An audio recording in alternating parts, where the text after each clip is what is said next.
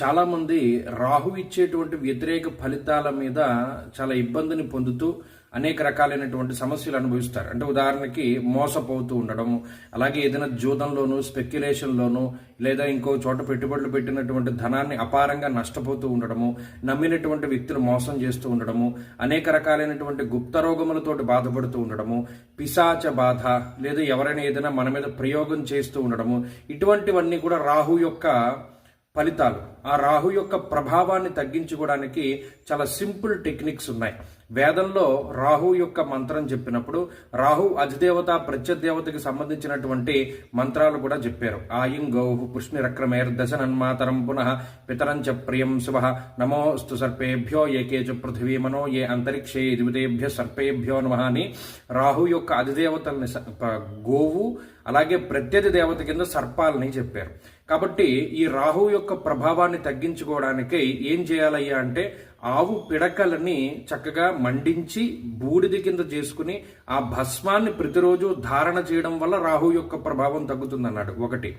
రెండవ విషయము గోమూత్రాన్ని సేవించడము. ఒక చిన్న మూతడు గోమూత్రాన్ని ఒక బిందెలో కలుపుకొని ప్రతిరోజు ఆ నీటిని తాగుతూ ఉండడం వల్ల కూడా రాహు ఇచ్చేటువంటి అనేక గుప్త రోగాలు, రాహు యొక్క ప్రభావం అనేటువంటిది చాలా తగ్గుతూ ఉంటుంది.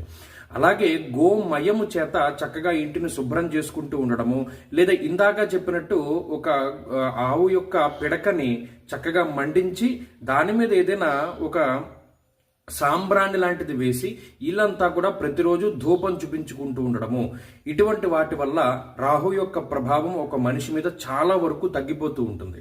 అలాగే దైవికంగా కూడా సర్పాలని ఆరాధన చేస్తూ ఉండడము, సర్పసూక్తంతో జంట సర్పాలకి అభిషేకం చేసుకుంటూ ఉండడము ఇత్యాది విషయాల ద్వారా రాహు యొక్క ప్రభావం నుండి పూర్తిగా బయటపడగలుగుతారు.